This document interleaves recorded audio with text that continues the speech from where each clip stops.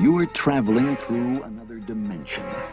A dimension not only of sight and sound, but of mind. A journey into a wondrous land whose boundaries are that of imagination.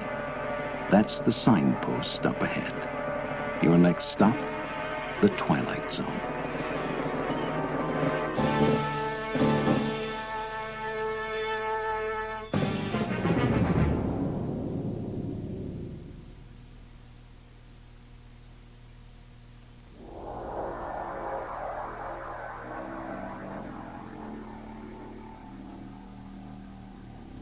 Harper Audio presents The Lonely by Rod Serling, performed by Jean Marsh.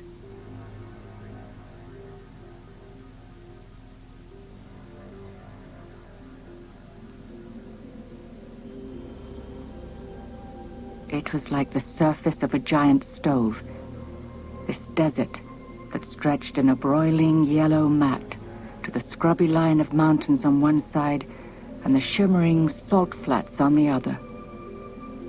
Occasional dunes and gullies punctuated the yellow sameness with thin, dark purple streaks. But for the most part, it looked endless and unchanging.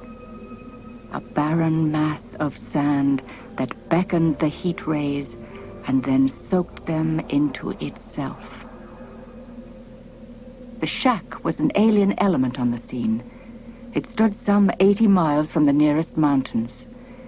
It was built of corrugated metal and had a flat, sloping roof. Alongside it was a 1943 sedan, the metal pitted, windshield without glass, looking as if a wind could blow it apart. And sitting on the metal porch, shaded by the overhang of the roof, was James Corrie. He was 40, with a lean, long-jawed face and deep-set, light blue eyes.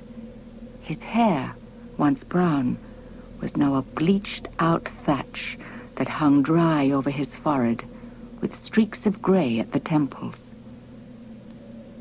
Corrie was writing slowly and painstakingly in a large diary.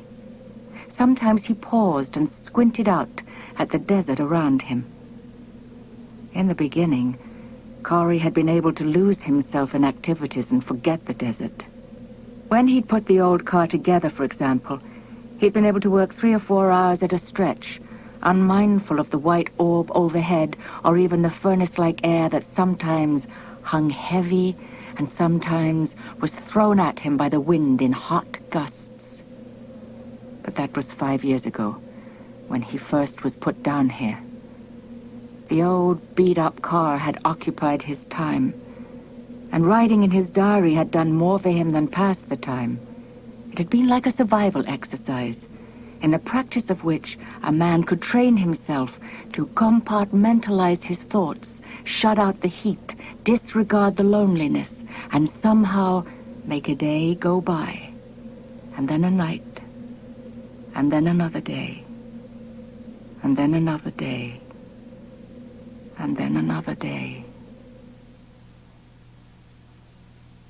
He'd been 35 when it happened, on Earth. At odd times it would come back to him, graphic and clear, in actual chronology and vivid, almost unbearable recall. He could see the dead body of his wife struck down by a wildly speeding driver. This incredibly beautiful woman, in one violent, shrieking moment, was turned into a thing of horror to lie, an unrecognizable pulp, on a city street while the drunken maniac responsible careened along to wind up against a lamppost. Corrie saw it happen from his apartment window and dashed out into the street. He took one look at his wife and then ran towards the smashed car. The driver was getting out, his face ashen with a sudden sobriety laced with horror. It had taken only a moment for Corrie to do his job. Goaded by a fury, an anger, a hatred, a torment which knew no bounds, he strangled the man with his bare hand, while onlookers screamed and 2 large men had been unable to tear him away. His trial had been brief. The extenuating circumstances surrounding the homicide kept him from the release pills that had long ago taken over for gas chambers, gallows, and electric chairs. But often, sitting on the front porch of his desert home, fingers shaking, skin feeling taut, poreless, his whole body somehow mummified and foreign to him, he would reflect that a sentence of 35 years on a sandy asteroid could be less compassionate than a swift, painless exit into a black void. Corrie fingered quickly through the pages of his diary from August 1993 back to June of 1990. Remembering in another portion of his brain how long that passage of time had taken in actuality. He looked out toward the distant salt flats. He had started walking toward them 3 years ago and collapsed 3 hours away from the shack. He knew then that the heat and the desert were bars and that the area around his home was a dungeon. He didn't remember exactly at what point he had become unable to lose himself in writing or doing chores, and the loneliness of the place began to take on an almost physical discomfort. It was an emotional reaction, but it carried with it an ache of body and mind that was deep, real, and constant. Banishment is what they called his punishment. Banishment. Half a lifetime on an asteroid, visited 4 times a year by a supply ship, which stayed, on the average, 12 minutes between landing and taking off. The arrival of the spaceship was like a breath of sanity, a recharging of the mind so that it could function during the next 3 months. Corrie penciled in the last line of the day's entry, closed the book, and thought with relief that it wouldn't be long before the supply ship came again. He went over to the car and leaned against it, feeling the heat press against his back, wishing in some strange, illogical way that he could perspire. At least this would be a manifestation of his body. It would be a remonstrance against the elements. But as it was, his flesh was like the sand he walked on. It took in the heat uninvited and was incapable of reacting. He reached through the windowless opening of the door and pressed the horn. It gave off a deep, sludgy, raspy kind of noise, and then quickly died away. He pressed it again several times and turned very slowly, leaning against the door, and let his eyes travel the width of the desert beyond. There was a ritual even to loneliness, he thought. Twice a day he went to his car to look at it, touch the horn, and sometimes sit in the front seat, staring through a glassless windshield, succumbing to a wishful daydream that the car was on a highway and there was some place to go. Banished. The word held little meaning for him before his sentence. Banished. It meant something now. It meant a heat that was unbearable. It meant a loneliness beyond rationale. A sobbing hunger for someone of his own kind. A shaky, pulsating yearning to hear a voice other than his own. He went back to the porch, touching the metal railing. It had cooled slightly, and this meant that night was coming. He looked down at his diary lying on the metal folding chair. He knew exactly what he had written. His mind could pick up anything now and give it back to him, because it was uncluttered, almost a desert itself. 15th day, 6th month, the year 5, the entry began. And all the days and the months and the years the same. There'll be a supply ship coming in soon, I think. They're either due or overdue. And I hope it's Allenby's ship, because he's a decent man and he brings things for me. The words came back to Corrie almost as if spoken aloud by his own voice. Like the parts for that antique automobile. It was a year putting that thing together, such as it is. A whole year putting an old car together. Corrie closed his eyes, touched his hot cheek and the beard stubble. But thank God and Allenby for that car and the hours it used up, the days and the weeks. I can look at it out there and I know it's real, and reality is what I need. Because what is there left that I can believe in? The desert and the wind? The silence? Or myself? Can I believe in myself anymore? Corrie opened his eyes and stared out toward the salt flats. Disjointed. That described his diary. It was a crazy quilt of unrelated facts, emotions, thoughts, and attitudes. Opinions that could find no rebuttal because they could not be related to anyone else. Maybe I'll become like the car, he thought, inanimate, just an item sitting in the sand. Then would I feel loneliness? Would I feel misery? He shook his head and closed off the thought process. He'd fix dinner. He had some ice left that he'd made the other day, and he'd use it. He'd open up a can of beer and put the ice in it. You never did that on Earth. Dilute good beer with ice. But it was something different, and anything different here was desirable. Corrie went into the shack. The room was small and square.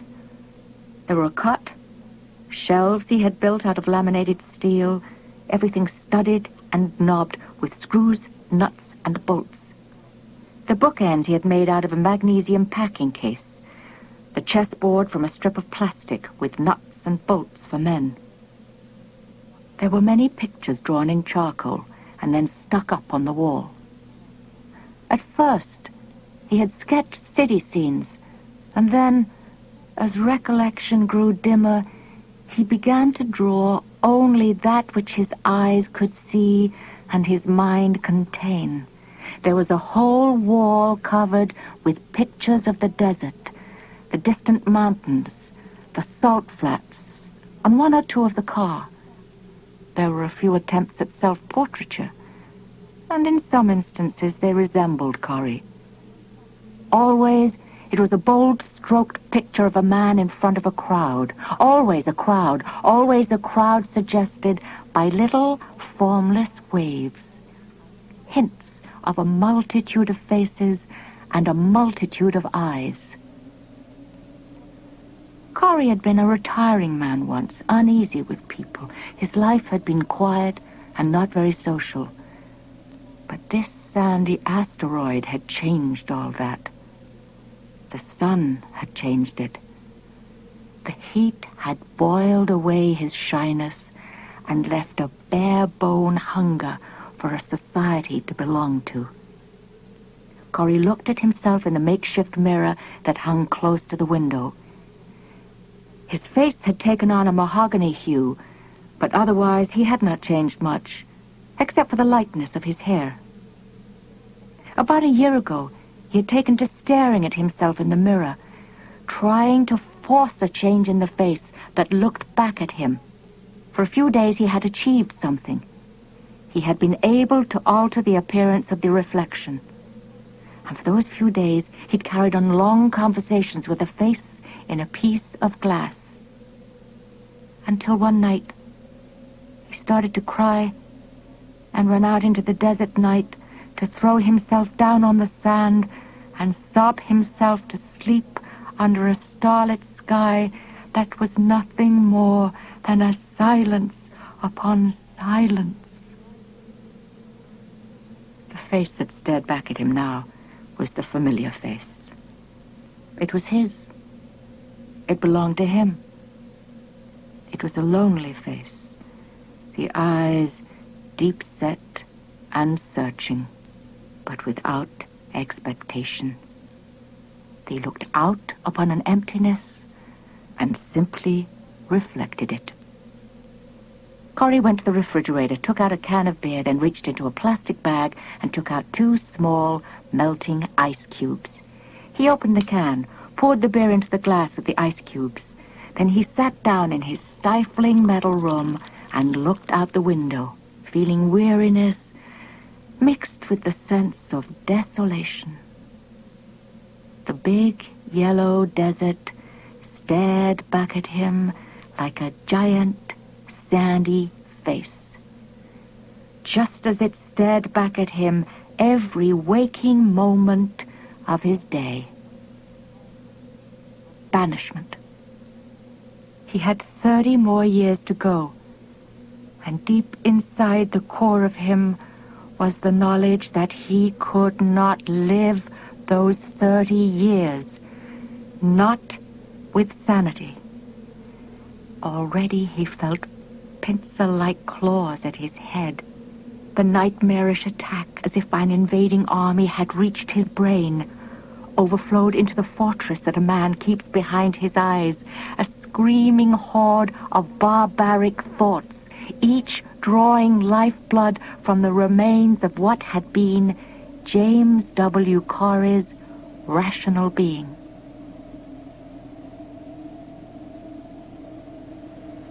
The supply ship landed 3 days later. It flashed across the sky, glinting briefly from the borrowed rays of the giant white sun, then landed with a roar several thousand yards away from Corrie's shack. A few moments later, the crew commander, followed by 2 other men, came slowly across the sand toward the shack. Corrie stood out in front watching them, his mouth dry, his fingers unable to stop their shaking. Twice he had started an abortive headlong leap across the desert to meet them, and twice had stopped himself. He felt a sound rising in his throat, a yell, an acknowledgement of this brief respite from his torment. But he throttled himself with some hidden bands of restraint until, as they approached, he permitted himself to go slowly toward them. Captain Walter Allenby, wading through the deep sand, looked keenly at Corrie. Again he noticed how quick to age were these banishment cases, how strangely and subtly each face had changed after only 3 months. Allenby had been in the space service for 18 years, had flown everything from jet aircraft to space vehicles, and in his millions of flying hours, he had gone through everything from engine failure to meteorite storms. This, however, was something else. This was having to spend 12 minutes 4 times a year with tormented, half-crazed men who would stare at him as if he were a kind of messiah. There were 4 asteroids along the route, and Corrie's was the last. Allenby heaved a sigh of relief. 3 weeks from now, he would be back on Earth. Allenby felt a stab of pity as he saw that Corrie's fingers were clenched tightly in front of him. "How are you, Allenby?" Corrie asked him, his voice tight and dry from the effort of self-control. "Just fine, Corrie," Allenby answered and gestured to his 2 crewmen. "This is James Corrie, gentlemen, and this is Adams, and this is Jensen." The 2 men nodded as they stared intently at Corrie. This was their first trip, and Corrie was the 4th banishment case they'd seen. Both noted the similarity between all 4 men. The hunger in the eyes, the desperate set of the faces. Adams, a thin, wiry, dark-haired youngster in his 20s, had signed on just a week before the ship left. He was a better-than-average navigator, but 11 lonely months in space, punctuated only by the dry, hot asteroids, had taken away his appetite, stripped the protection of his nerves, and turned him into an easily combustible, foul-mouthed little malcontent who went from rage to rage, set off by everything from navigational problems to the itchy discomfort of his spacesuit. He associated Corrie with the heat, the discomfort with being 9 million miles from home, and with the last 11 months of loneliness and dislike. "Quite a place you got here, Corey," he said. Corey's lips trembled. "I'm so glad you like it." "I didn't say I liked it. I think it stinks." Corey's head shot up. "You don't have to live here," he offered quietly. "No, but I've got to come back here 4 times a year, and that's 8 months out of 12, Corey, away from Earth. My wife probably won't even recognize me when I get home." Corey's face softened. He half turned away. "I'm sorry." Adam's mouth twisted. "I'll bet you are," he said acidly. "But you got it made, don't you, Corey? It makes for simple living, doesn't it?" He bent down, picked up a handful of sand, and held it out toward Corey. "This is Corey's kingdom," Adam said. He let the sand run through his fingers. "Right here, 6,000 miles north and south, 4,000 miles east and west, and all of it's just like this." Corey felt his fingers tremble. He wet his lips, looked briefly at Allenby, who had turned away, embarrassed, and forced a smile when he spoke to Adams again. "You ought to try it 365 days a year, Adams. You feel like a roast that never leaves an oven." Adams' laughter was not related to humor. "How about it, Captain?" he said abruptly to Allenby. "We've only got a few minutes." Allenby nodded. 15 minutes this time, to be exact, Corey." Corey tried to keep the supplication out of his voice. "Nobody's checking your schedule," he said to Allenby. "Why don't we have a game of cards or something?" Allenby kept his voice firm with obvious effort. "I'm sorry, Corey," he said. "This isn't an arbitrary decision. If we delay our time of departure any more than 15 minutes, that places us in a different orbital position. We'd never make it back to Earth. We'd have to stay here at least 14 days before this asteroid was in position again." Corey's voice went higher. "So, 14 days. Why not have us a ball? I've got some beer I've saved. We could play some cards. You could tell me what's going on back there." Words poured out of him, strung together with little gasps, and Allenby, it was like watching a full-grown man get whipped. Allenby made a show of checking the sky. "I wish we could, Corey," he answered. "But like I said, we've only got 15 minutes. Corey's voice overlapped the captain's. Well, what's a few lousy days to you? Couple of card games." He turned toward the other 2 men. "How about you guys? You think I'll murder you or something over a bad hand?" Jensen turned away, discomfited, but Adams stared at Corey with disgust and accusation. "I'm sorry," Allenby said quietly. Then he took Corey's arm. "Let's go to the shack." Corey flung the arm off, but with desperation, not anger. "All right," he shrilled. "All right, 2 minutes are gone now. You got 13 minutes left. I wouldn't want to foul up your schedule, Allenby. Not for a..." He looked away. "Not for a lousy game of cards. Not for a few bottles of crummy beer." He looked down at his feet in the sand, and then slowly raised his eyes to face Allenby like an animal caught in a trap, pleading for release. There was a nakedness to it, as if pride had been swept away. When Corey spoke again, the voice was that of a man falling down into hell and scrabbling for the last ledge which offered him salvation. "Allenby," he said very softly. "Allenby, what about the pardon?" There was a silence, broken finally by Adams. His voice dripped with malice, like some kind of putrefying liquid from a running sore. "A pardon, Corey," he said harshly. "You're out of luck, pal. Sentence reads 35 years, and they're not even reviewing cases of homicide. You've been here 5 now, so that makes 30 to go." Corey felt a strange, icy cold move through his body, but still Adams did not stop. 30 to go, he continued. So get comfortable, Dad, huh? He laughed briefly, his head back, his face red and itchy from the sun, the discomfort spewing out of him in the form of an attack on another human being. The laugh stopped when he saw Allenby's face. The tall captain shut him off with his eyes, made a brief gesture to Corrie to follow him, and headed toward the shack. Corrie walked beside him, the sand sending up crunchy sounds as they sank down through the crust of the top layer.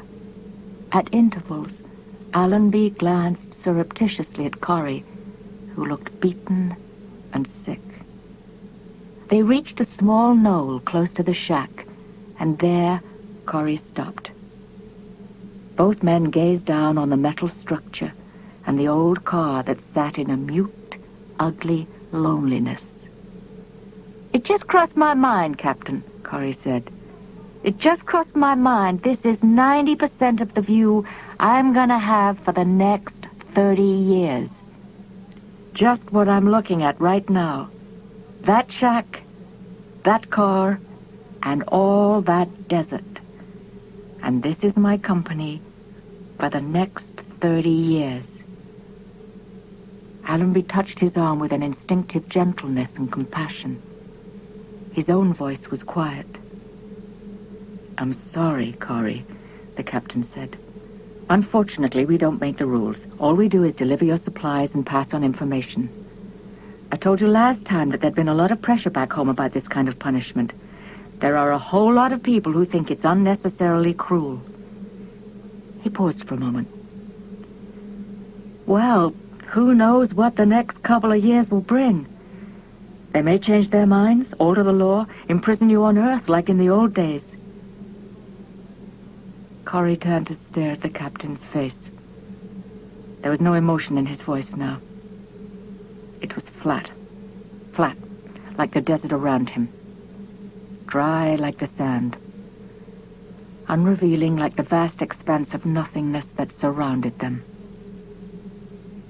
"Allenby," Corrie said, "I'll tell you something.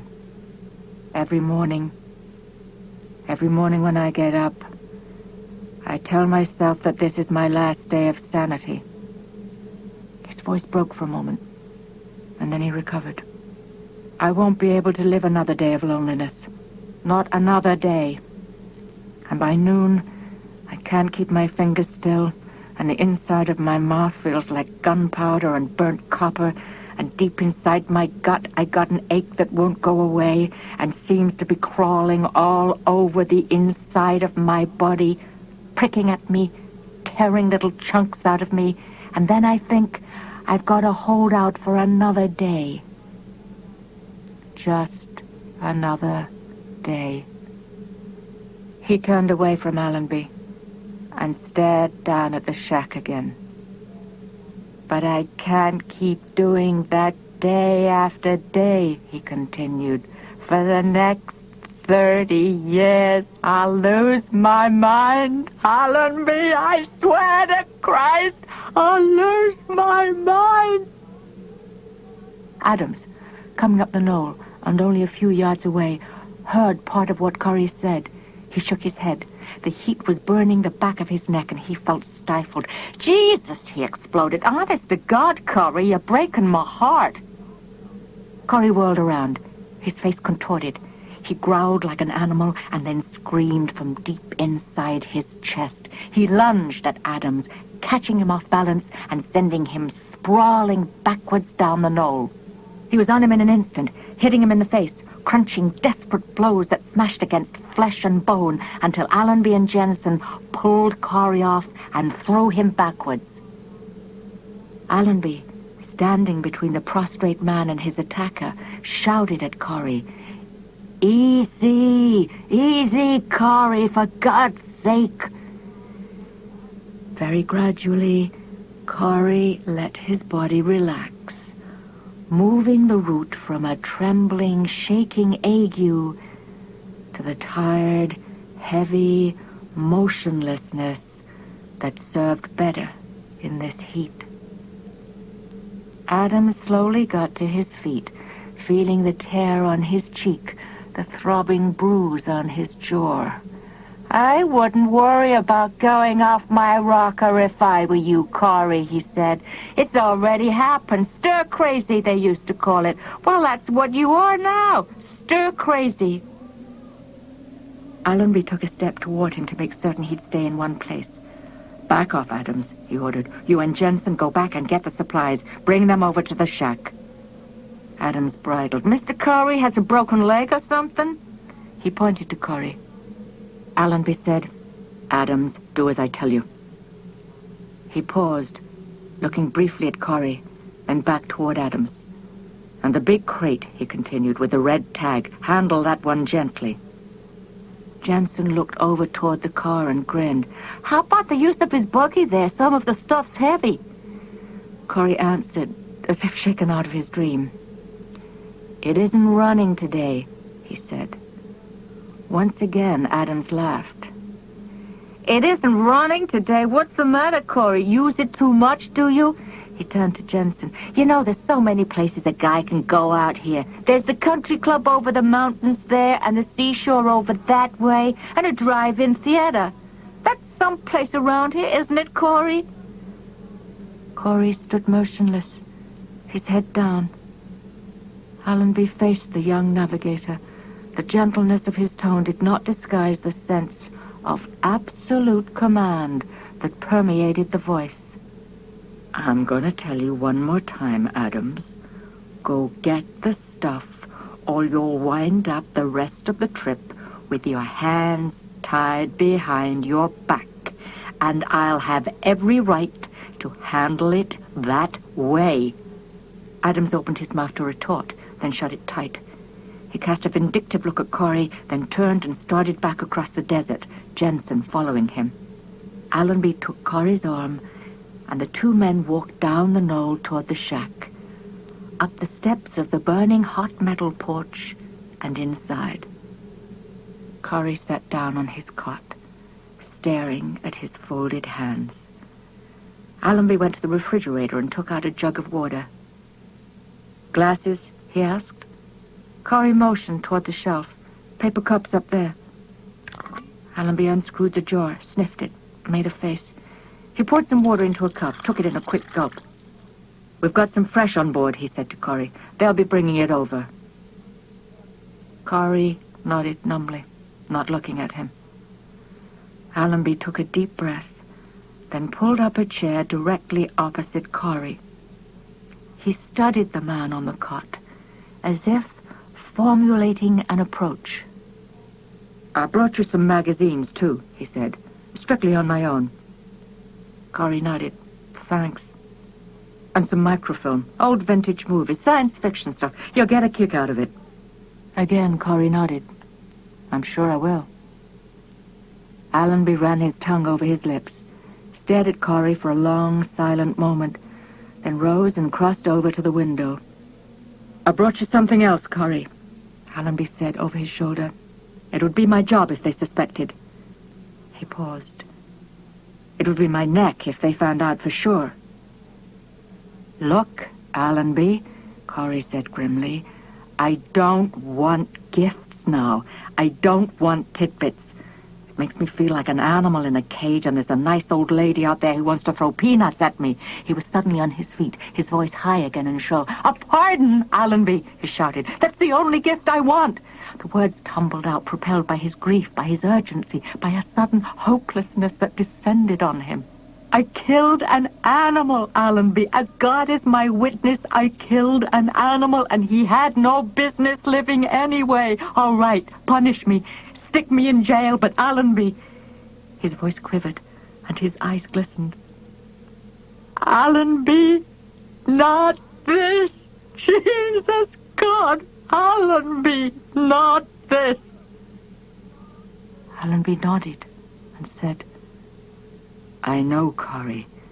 I know all about it." He retraced his step to the chair and sat down. I doubt if it'll be any consolation to you, Corrie, but it's not easy handling this kind of an assignment, stopping here 4 times a year and having to look at a man's agony. Allenby spoke truth, and only truth, and Corrie realized it. There was compassion in Allenby and honesty, but Corrie was unable to keep back the harshness. "You're quite right, Allenby," he spit it out. "That's precious little consolation." Allenby rose. He walked directly over to Corrie. "I can't bring you freedom, Corrie. This is the one thing I can't bring. All I can do is try to bring you things to help keep your sanity. Something, anything, so you can fight loneliness." They heard Adams and Jensen, who were lugging a small metal cart down from the knoll toward the shack.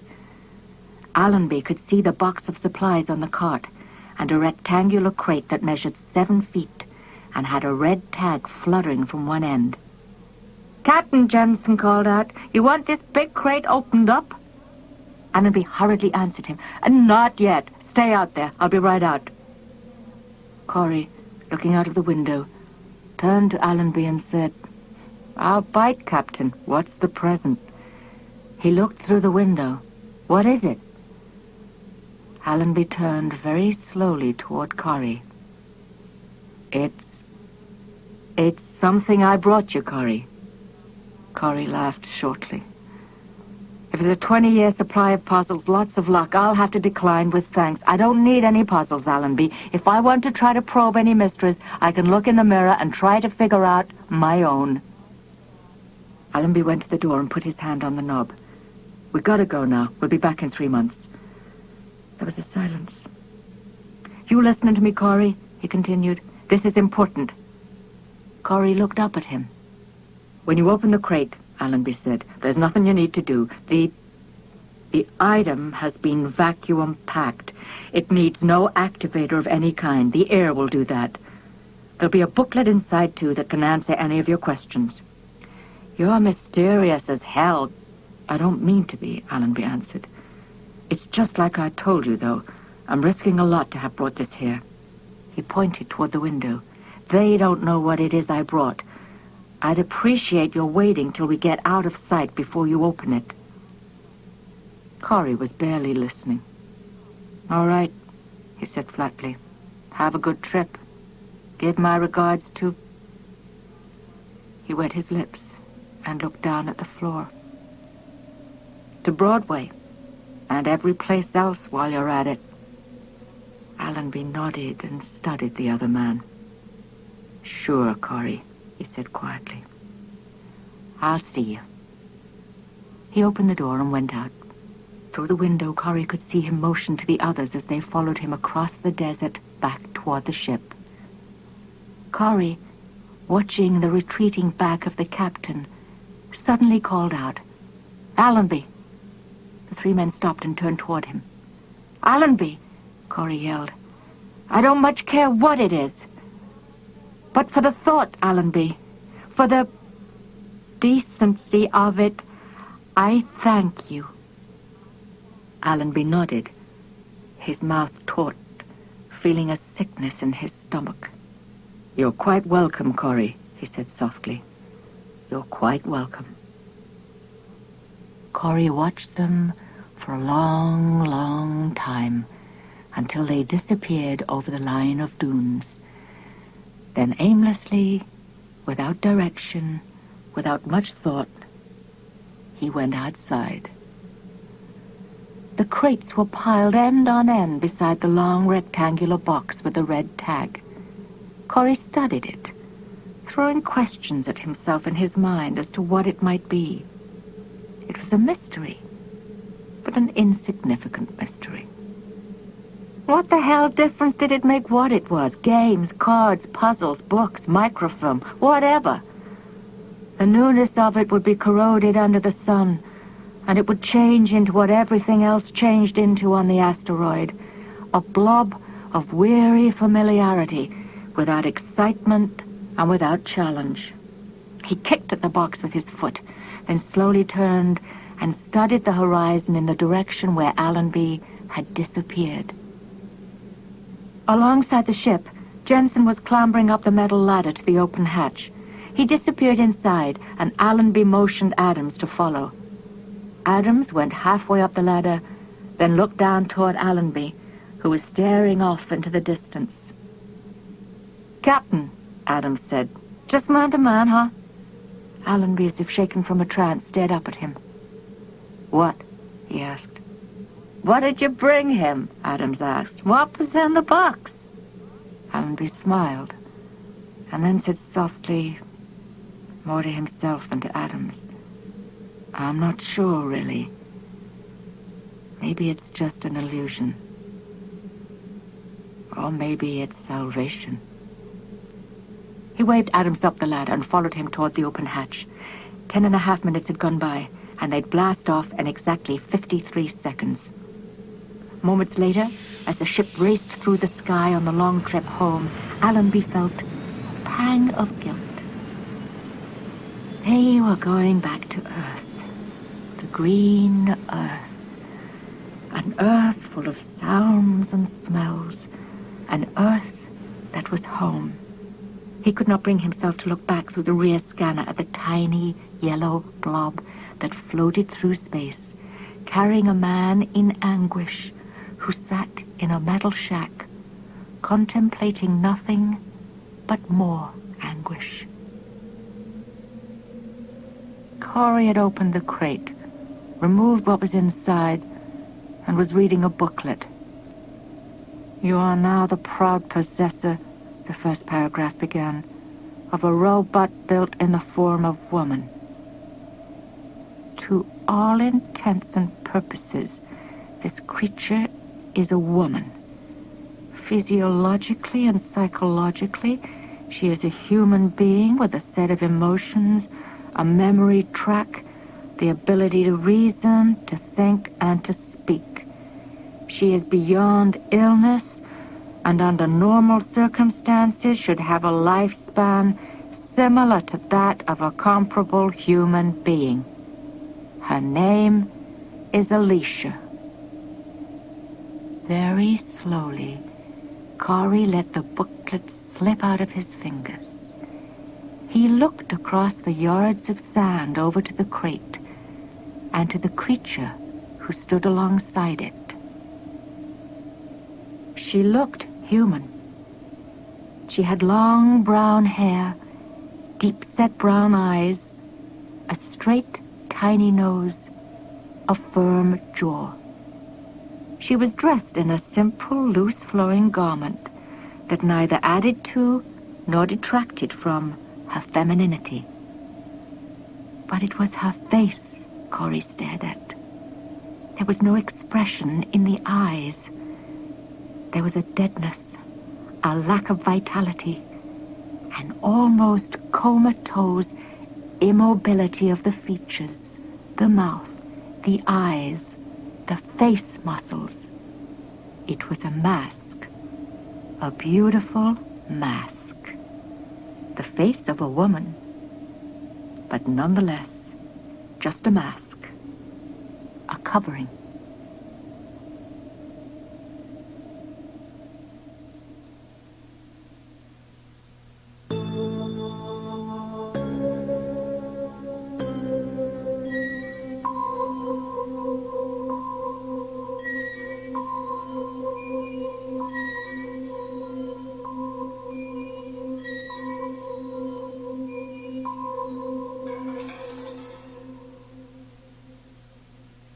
This is the end of Side 1.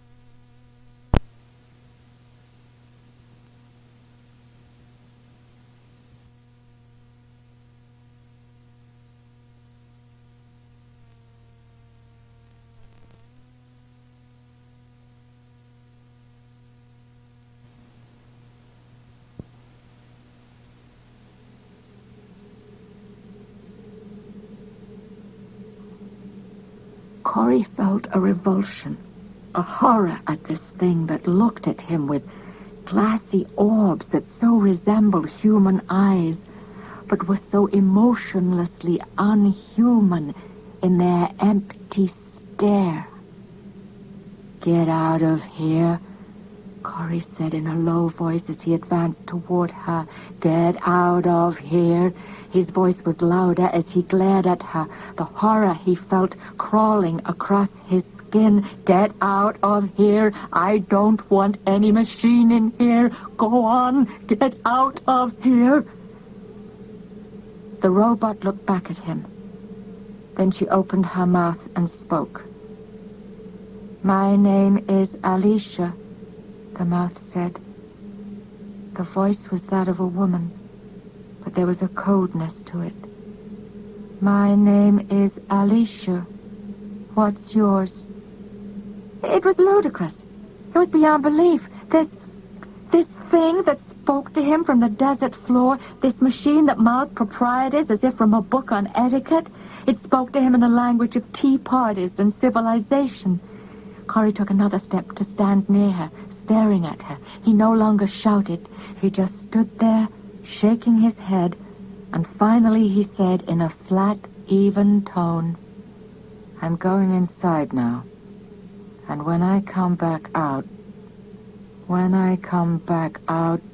I don't want to find you here. Understand?"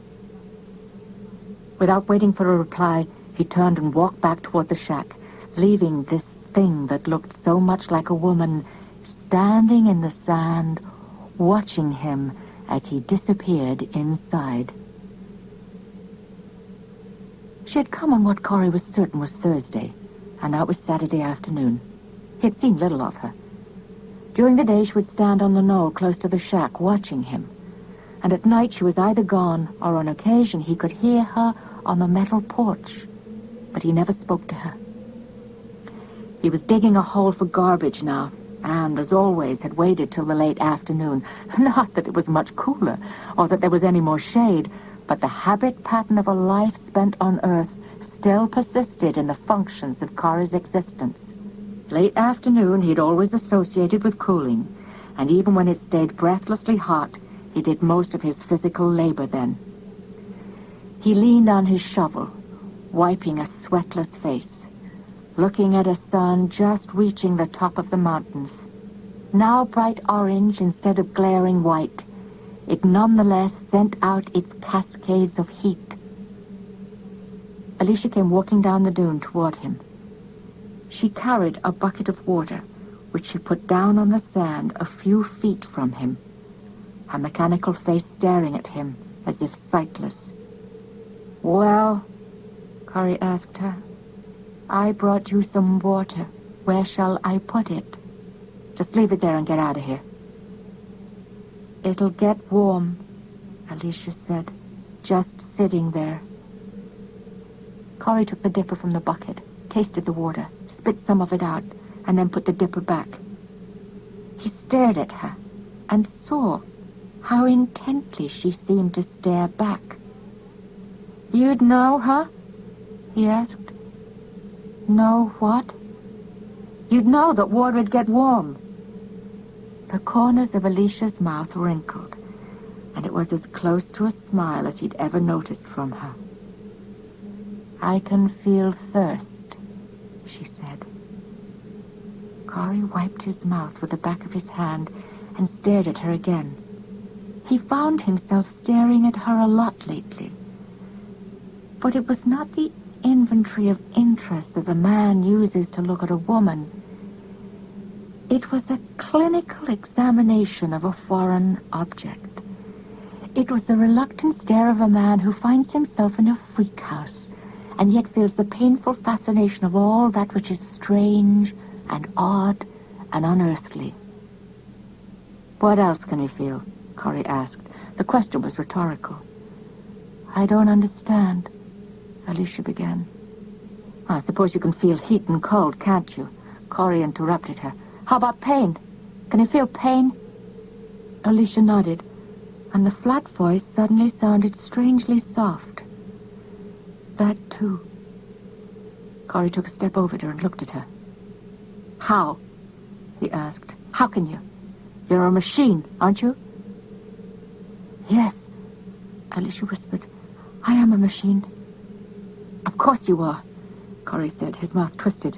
His eyes glared at her with distaste. Why didn't they build you to look like a machine? Why weren't you made out of metal with nuts and bolts sticking out of you, with wires and electrodes and things like that? His voice rose. Why did they turn you into a lie? Why did they cover you with what looks like flesh? Why did they give you a face? His nails dug deep into the palms of his hands, and something else went into his voice at this moment. A face, he said, his voice very low. A face that, if I look at it long enough, makes me think, makes me believe that... His hands grabbed her shoulders and went up past her neck to cup her face in a hard and painful grasp. Alicia closed her eyes against the pain. Corey, she said, her voice pleading. You mock me, he said to her. You know that. When you look at me, when you talk to me, I'm being mocked. I'm sorry, Alicia answered. She slowly reached up and felt her neck and shoulders. You hurt me, Corey. Corey stared at her, repugnance in his eyes. Hurt you? He asked her, his hands grabbing her shoulders again. How in the goddamn hell could I hurt you? His fingers dug into her flesh. I'd like you to explain that to me. How could I possibly hurt you? This isn't flesh. There aren't any nerves under there. There aren't any tendons or muscles. Corey felt the soft, yielding stuff under his fingertips, and for just an illogical moment, he thought he smelled a perfume, a gentle sweetness that filled the air around her. And again, the feeling rose in him that he must crush this thing in front of him. He must twist and pull it apart. He must end its standing there and mocking him from morning till night. His fingers pressed tighter into her until, forced down by weight and pain, she was on her knees. He reluctantly pulled his hands away from her, looked at her kneeling there, her head down, her tousled brown hair hanging long in front of her. The fury that he felt was beyond any understanding. He knew only that he must destroy. Kneeling in front of him was his loneliness. Prostrate at his feet was the heat and the discomfort. Vulnerable and weak was the massive desert. It was all in front of him now in the form of this mocking machine. This was the wildness in his mind as he picked up the shovel, lifted it high in the air. He had already begun the downward arc of the swing as he screamed at her. You know what you are? The metal face of the shovel glinted in the departing sun. Do you know what you are? You're like that broken down heap I've got sitting in the yard. You're a hunk of metal with arms and legs instead of wheels. The shovel stopped its descent and shook in his hand. His voice took on a different tone, quieter and somehow plaintive. But that heap, that goddamn heap, doesn't mock me like you do. It doesn't look at me with make-believe eyes and talk to me with a make-believe voice. Well, listen, you. Listen, machine. I'm sick of being mocked by a ghost, by a memory of woman, and that's all you are. You're a reminder to me that I'm so lonely I'm about to lose my mind. The woman raised her face to him, and it was only then that he realized that her eyes were wet and that tears rolled down her cheeks. Very slowly, his hand went loose, and he was unaware of it when the shovel slipped from his fingers and dropped down to the sand. He stared at her. The face was no longer inanimate, no longer immobile. It had depth and emotion. It was filled with the nuances and the mysteries of that which is woman. And there was beauty in the face, too. Corey trembled and slowly went down to his knees to kneel close to her. He extended a shaking hand that met her cheek, and he felt the wetness. "You can cry too, can't you?" Alicia nodded. With reason. She looked up at him again. "And I can feel loneliness too." He took her arm and helped her to her feet, then stood very close to her. There was a moment's silence before he could bring himself to speak. Finally he said, "We'll go back home now. We'll eat our dinner." She nodded again. "All right." She started to walk ahead of him. Corey called out to her, "Alicia?" She stopped and turned. "Alicia," he began. There was something in his tone, something rich, something deep. It was man talking to woman. There was gentleness and compassion and something that went beyond both. "Yes, Corey? I don't care. I don't care how you were born or made. You're flesh and blood to me. You're a woman." He took a step toward her and reached out for her. Her hand met his. "You're my companion. You understand, Alicia? You're my companion. I need you desperately." She smiled at him, a smile of infinite warmth, a smile that lit up the face and that shone in the eyes, a smile that was yet another part of the beauty that was this woman. "And I need you, Corey." They held hands as they walked back toward the shack. Corey would reflect later that at this moment he had felt a peace and composure almost unbearably sweet. And walking toward the shack, he was conscious of the feel of her hand. When he stole a look at her profile, he felt that this was one of the most beautiful women he'd ever seen. They went into the shack and she started to set the table. Corey's eyes never left her. This woman must never leave his sight again. He must never be without her.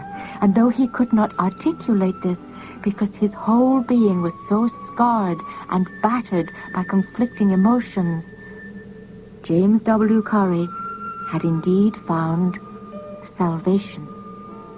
It had come in the form of a woman. James W. Corey was in love.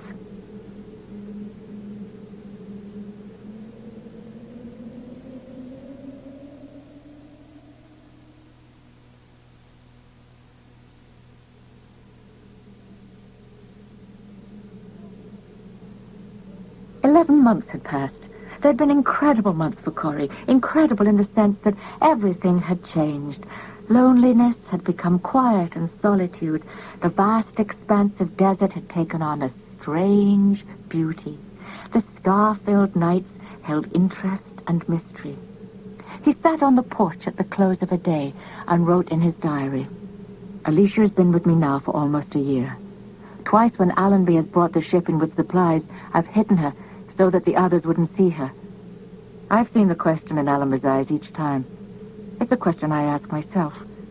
It is difficult to write down what has been the sum total of this very bizarre relationship.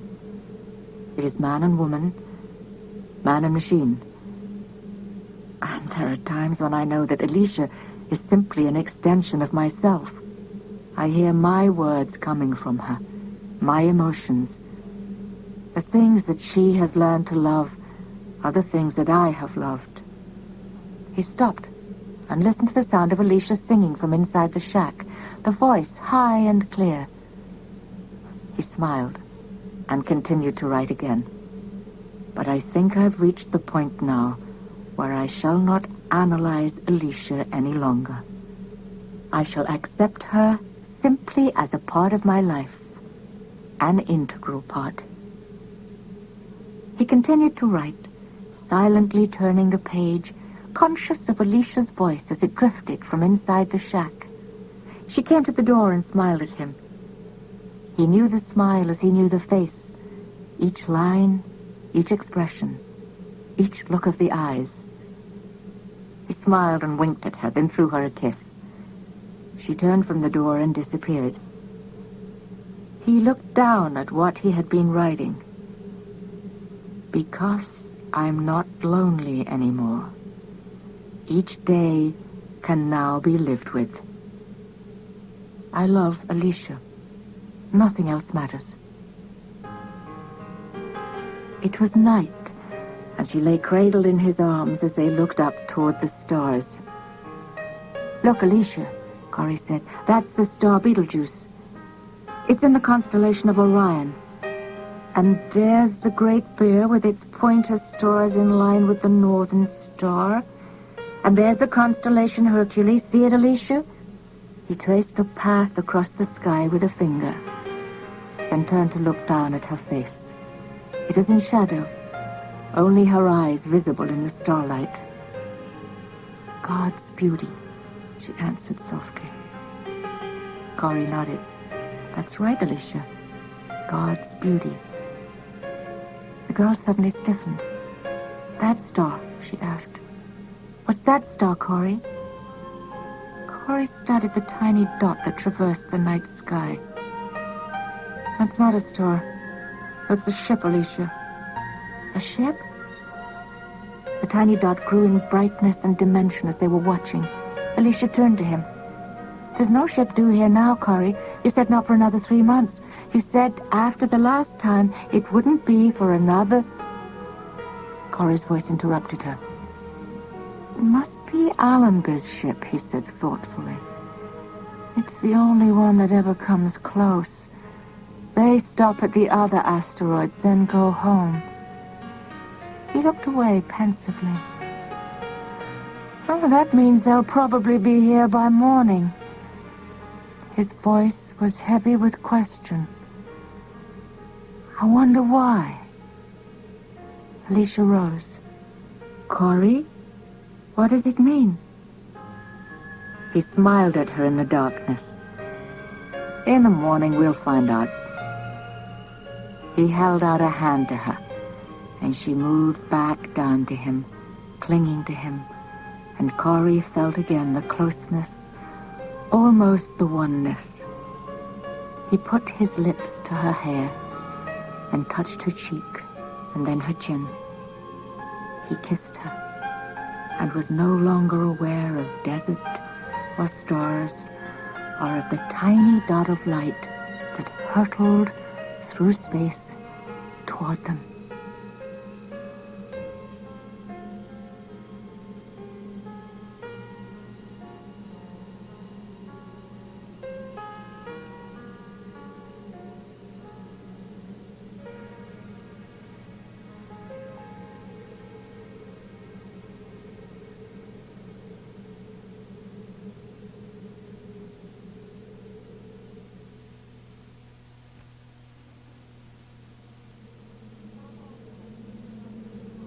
Like all dawns, it was bright and hot, and the stillness was broken only by the distant voice of Allenby. His shout carried over the silence, and after a moment, Corey could see him running from far off beyond the first ring of dunes. Behind him were two space-suited figures trying to keep up with the commander. When Allenby reached Corey, he was out of breath, his face white with exhaustion. "Where the hell have you been?" Allenby asked. Corey saw something special in his face, a look he had not seen before. "Right here. You have trouble?" Allenby grinned, some of the exhaustion seeping away. "Nah, we didn't have any trouble." He took a side look at the other two men who also grinned, even Adams. Allenby touched Corey's shoulder. He was obviously trying to restrain himself. There was something going on that Corey couldn't guess at. "This is a scheduled stop," Allenby said. "We got good news for you, Corrie," said Adams. Corrie looked from face to face, and he said, "That's fine, but I'm not interested." Allenby squinted against the sun, then grinned again. "You better hear what it is." "Allenby, I'm not interested." "You will be. This I guarantee." Corrie again studied the faces of the space-suited men and took a step back from them. There was suspicion now, a germ of doubt, and the beginning of an alarm. "Allenby," he said, "give me a break, will you? I don't want any trouble." Allenby laughed. "We don't either, Corrie." Adams turned to Jensen. "He gets worse," he said. "If we'd come a month later, he'd be needing sand or something." Corrie suddenly felt that he had to get away from these men. He turned with a kind of enforced nonchalance and started away from them, back toward the shack. "Corrie!" Allenby called out after him. Corrie walked faster, and then, hearing Allenby's footsteps behind him, broke into a dead run. "Corrie!" Allenby caught up with him, grabbed him by the shoulders, and whirled him round. "Listen, you goddamn idiot. It's this way. Your sentence has been reviewed. You've been given a pardon. We're to take you back home on the ship." Corrie's eyes went wide. His mouth was open. He did not believe what he heard. Allenby saw the look and laughter come back into his voice, the laughter of relief, the laughter of the bearer of such fantastically good tidings that they could almost not be put into words. "But I'm gonna tell you something, you dumb bastard," Allenby roared at him. "We've got to take off from here in exactly 21 minutes. We can't wait any longer. We've been dodging meteor storms all the way out, and we're almost out of fuel. Any longer than 21 minutes would have passed the point of departure, and then I don't think we'd ever make it." Tears were in Corrie's eyes as he looked at Allenby and the two men who stood on one of the dunes, watching him. Corrie closed his eyes, blinking back the wetness. He tried to speak, and for a moment nothing came out. "Allenby. Allenby, wait just a minute, will you?" He opened his eyes. "What did you just say? What did you just say about a pardon?" Allenby said, his voice rich and deep and still full of laughter. "A pardon, Corrie." "But it won't do any of us any good," Adams called out, "unless you get your stuff together and ready to move, Corrie. We've picked up 3 other men off asteroids, and we've only got room for about, 15 pounds of stuff. So you better pick up what you need in a hurry and leave the rest of it behind." He looked off, grinning in the direction of the shack. "Such as it is," he added. Corrie's voice shook with excitement, and he tried to throttle himself. "Stuff?" he asked. "My stuff? I don't even have 15 pounds of stuff." He started to laugh as he walked back toward the shack. The words came out between gusts of laughter, roaring, unquenchable, joyful laughter, laughter of such massive relief and thanksgiving that it was unrelated to any emotion he had ever felt before. "I've got a shirt," he said as he walked, "a pencil and a ledger book and a pair of shoes." Tears rolled down his cheeks as he laughed again. "A goddamn pair of shoes. That's what I've got." He looked across the bare space toward the antique car. "The car you can keep here. That'll be for the next poor devil." Allenby shook his head. "There won't be any next poor devil, Corrie. There won't be any more exiles. This was the last time." "Good," Corrie said. "Wonderful. Thank God for that." He talked as they walked back toward the shack, his words spewing out, propelled by his excitement and the incredible joy he felt. "We'll let it rest here, then. The farthest auto graveyard in the universe. And Alicia and I will wave to it as we leave. We'll just look out of a porthole and throw it a kiss goodbye. The car, the shack, the salt flats, the range, the whole bloody works. Alicia and I will just..." He was suddenly aware of the silence, and finally he brought himself to look up at Allenby's face. It looked white and somber. Behind him, Adams had stopped, puzzled. "Who, Corey?" Adams asked. "Who?" Allenby shut his eyes tight. "Oh, my dear God," he whispered.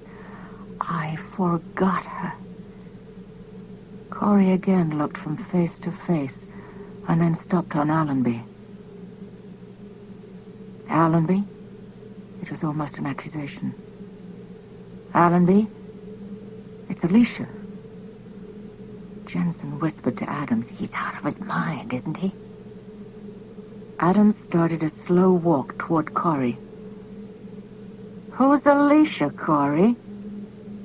Corey smiled, shaking his head at what was obviously an absurdity, that they shouldn't know Alicia, that they shouldn't be aware of her. "Who's Alicia?" He laughed aloud. "Adams, you idiot! Who's Alicia? You brought her. She's a woman." Then, catching Allenby's look, his voice was softer. "A robot, but closer to a woman," he added. "She's kept me alive, Allenby. I swear to God, if it weren't for her..." He looked around at the circle of silent faces. "What's the matter?" Corey asked.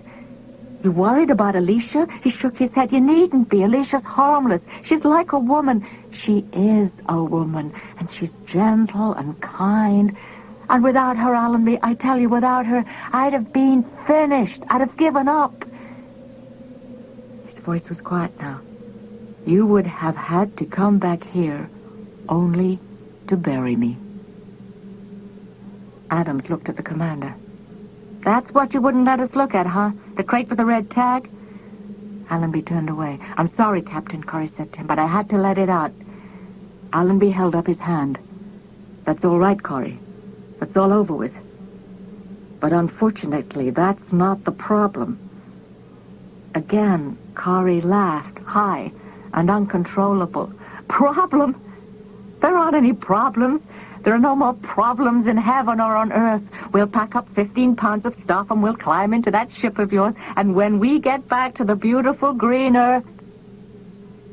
He stopped abruptly. In some hidden portion of his mind, realization had come to him.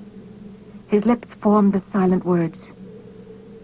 15 pounds. Then he whispered it. 15 pounds. It came out now as a shout. 15 pounds! He reached out and grabbed Allenby, his face taut, his eyes pleading. "You've got to have room for more than that, Allenby. Throw out stuff, throw out equipment. Alicia weighs more than 15 pounds. Allenby very slowly reached up to remove Corey's hands from his suit. His voice was heavy with misery. "That's the point," he said quietly. "We're stripped now, Corey. We've got room for you and nothing else except that ledger of yours and the pencil." He shook his head slowly back and forth. "You'll have to leave the robot behind." Corey stared at him aghast. His voice shook. "She's not just a robot, Allenby. You don't understand. You simply don't understand. You leave her behind? That's murder." Allenby shook his head again. "I'm sorry, Corey. I don't have any choice. God, man, don't you understand? I simply don't have any choice." Corey backed away, his body suddenly feeling cold. "No, Allenby. You don't understand. You can't leave her behind." He suddenly turned and screamed, "Alicia, come here!" He whirled around toward the three men. "You'll see," he shouted at them. "You'll see why you can't leave her behind." "Alicia!" he shouted again. He turned and ran toward the shack, climbing the steps in a single bound, slamming against the door and flinging himself into an empty room. Allenby was behind him. The other two stood on the porch. "Where is she, Corey?" Allenby asked. I don't know. But when you see her, you'll know why you can't leave her behind." "Look, Corey," Adams said from the porch, "we just want you to get your gear packed and get out of here." He looked at his watch nervously. "We've only got about 10 minutes. How about it, Captain?" Allenby took a deep breath. Come on, Corey, he said gently. Corey backed into the room. I'm not leaving Allenby, he said. I told you that. I can't leave. He stood against the far wall. It was incredible to him that they didn't understand. It was beyond belief that they didn't perceive what surely must be such an evident truth. You couldn't leave a beautiful woman alone on an asteroid. Not someone like Alicia. Allenby read his thoughts. He gritted his teeth. His fingers clenched and unclenched. He took a step toward Corey. Corey, he said, this is our last trip here. This is everybody's last trip. It's off the route now. That means no supplies, no nothing. That means if you stay here, you die here. And that way there'd be a day, Corey, when you'd pray for death to come quicker than it's bargained for. Corey shook his head, rejecting him, rejecting his words. There was no logic. There were no answering facts. There was just this one simple truth. I can't leave her behind, Allenby, and you won't take her, so that means I stay. His face agonized. He threw himself against the window and screamed out toward the desert beyond. Alicia! Alicia! Don't come! Stay away! Allenby moved across the room hurriedly. He grabbed Corey, pulled him close to him. It was now, and only now. The thing had to be done now. Corey, he said, I saw this thing get crated and shoved into a box. I don't care, Corey whispered. She's a machine, Corey. She's a motor with wires, tubes, and batteries. She's a woman, Corey said brokenly. Oh, God, Allenby, she's a woman. She's my woman. Jensen's voice came from the porch. Captain, we've only got 4 minutes, so we gotta leave, sir. Adams came in, tense and frightened. How about it, Captain Allenby? What do you say we leave him here? Allenby shook his head. We can't leave him here. Sick, mad, or half alive, we've got to bring him back. Those are the orders. He turned again toward Corey. It isn't just you now, Corey, he said evenly. Now it's all of us. So that means we can't talk anymore, and we can't argue with you. We simply have to take you with us. Allenby felt a shock of pain in his stomach as Corey lunged against him, flailing with an elbow and pushing him aside. Adams toppled sideways as Corey backhanded him away. They could hear him shouting as he raced across the desert away from the shack. Alicia! Alicia! Allenby was on his feet and out the door in a moment, Adams and Jensen following. It was as if the whole purpose of Allenby's life was funneled into this pursuit. He had to take this man back. He had to save him. 100 yards ahead, he saw Corey stop and then disappear in a gully. When he reached the spot, he was almost afraid to look. Adams and Jensen called up with him, and he heard them gasp. Corey was kneeling beside the figure of a woman. She looked up at them with eyes like a frightened child's. Corey saw the 3 space-suited figures. Desperation clawed at his voice. Alicia, talk to them, he begged. Tell them you're a woman. Explain to them. Allenby walked slowly down the dune toward the gully. He had a rocket pistol in a holster on his belt. He unbuckled it as he walked. Corey, he pleaded, you've got to understand this. He stopped a few feet from them. His voice was an agonized whisper. I don't have any choice. God help me, I just don't have any choice. He took the gun out of the holster and held it up. Corey turned to him, still on his knees.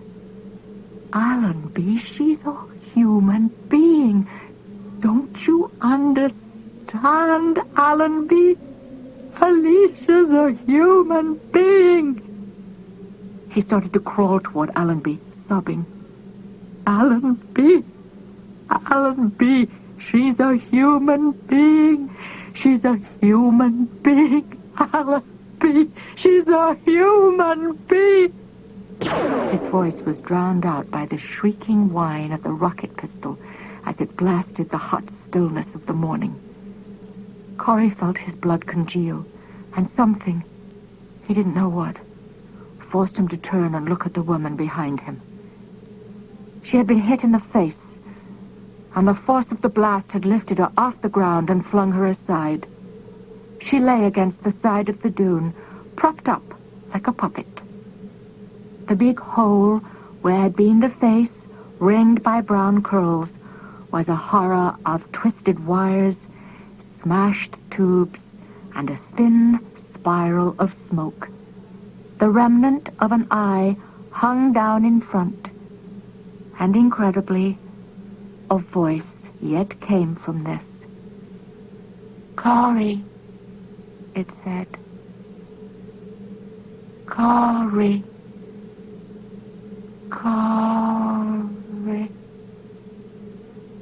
It made other sounds, like a record running down on a turntable. And then it was quiet. "Captain," Adam said, "it's gotta be now." Allenby, staring down at the gun in his hand, nodded. "It will be now," he said softly. Then he looked at Corey. "Let's go, Corey. It's time to go home." The four men walked across the desert toward the spaceship that awaited them. Corey moved like an automaton. "It's all behind you now, Corey," Allenby said to him as they approached the ship. "It's all behind you, like a bad dream, a nightmare. And when you wake up, you'll be on Earth. You'll be home." Home. Corey's voice sounded hollow and strange. "That's right," Allenby said. He touched the other man's arm. "All you're leaving behind you, Corey, is loneliness." Corey stopped, then slowly turned to stare back toward the glinting metal thing that was the shack, and beyond it, to the right, a tiny blob of color that was a woman's dress, lying in the sand. He could not cry now, except those silent tears that come from deep within. "I must remember," he said. "I must remember to keep that in mind." He let Allenby take his elbow, turn him around, and lead him to the giant metal cylindrical thing that stood poised, pointing impatiently toward the sky. Moments later, there was a roar, and the ship headed upward. Down below, on a microscopic piece of sand that floated through space, was a fragment of a man's life, left to rust where the place he'd lived in and the machines he'd used. Without use, they would disintegrate from the wind and the sand and the years that acted upon them. All of Mr. Corey's machines, including the one made in his image and kept alive by love. It lay mutilated in the sand. It had become obsolete.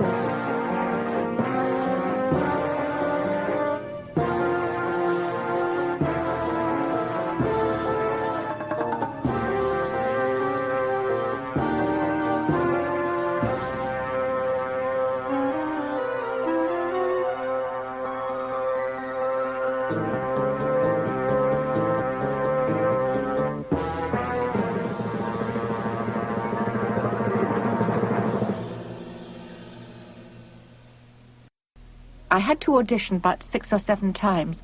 I'd been on Broadway playing the young girl in Much Ado About Nothing with John Gielgud. And eventually, I think I got it because my looks, I don't mean I'm a plain person, but my looks are very plain. I have a very symmetrical face. And all the other girls who were there wore a lot of makeup and looked more kind of creamy and beautiful. I think I got it because I looked very simple. But once I'd got it, of course, they made me up like crazy and changed me. But I remember one of the producers said to me finally, "We're going to risk it." And I told Jack Warden, and Jack Warden went crazy that anyone should speak to me like that. He was very protective. It was shot in Death Valley out of season, which meant it was, I don't know, something like 135 degrees in the shade. I remember my address very well. It was Furnace Creek Inn, Funeral Range, Desolation Canyon, Death Valley. And that described it perfectly. One of my sort of most vivid memories was that we were flown there very early in the morning, very early, and we all got out of the plane, the crew and the actors, say 7 o'clock in the morning, and there was a smell of burning. And I said, "The smell of burning, what is it?" It was the hairs in my nostrils. It was really that sinister. And we were there for a week or more, and day after day, members of the crew would keel over and have to be flown back to Los Angeles. But my best memory of the whole filming was that I didn't. I quite like dry heat. But on the very last day, on the very last shot, when I was shot, something absolutely wonderful happened. The shot happened, and the sound sort of triggered something in me, and my nose bled. So they shot like a stream of blood coming out of my nose. But it was too dramatic. It wasn't used. Rod Serling was on the set every single day. He had absolutely no protection. He wore shorts, no shirt, and he didn't even have a pack of ice down his back. I was very well looked after. I always had a little pack of ice hanging down my back. I had an air-conditioned car and an air-conditioned trailer, all that kind of thing. But he strode around with enormous energy, helping tremendously with the production. But as I say, amazing in the heat, with no protection at all. I got on with Jack Warden very well, which was very important because we had to have some kind of isolated feelings about each other. However many people are around, it was important that we should feel very close together. And he had a great, great sense of humor, and very much like mine. And we had a wonderful, wonderful time, but he was always leading me astray. I remember the very first day filming, we went back to the inn where we were staying, and everybody jumped into the pool, naturally. Well, I had at the time very, very long hair, which took a long time to dry. And naturally, I thought I'd better not jump into the pool. And he forced me to jump into the pool, so... I hear from people all the time. Evidently, the lonely is one of the 2 or the 3 most loved. So I get a very strange fan mail saying, "Oh, I want a photograph of you. You're one of the most beautiful young women we've ever seen." And I think, not 30 years later. I was in another kind of cult series called Doctor Who, and I get the same sort of mail from that as well. Very interesting.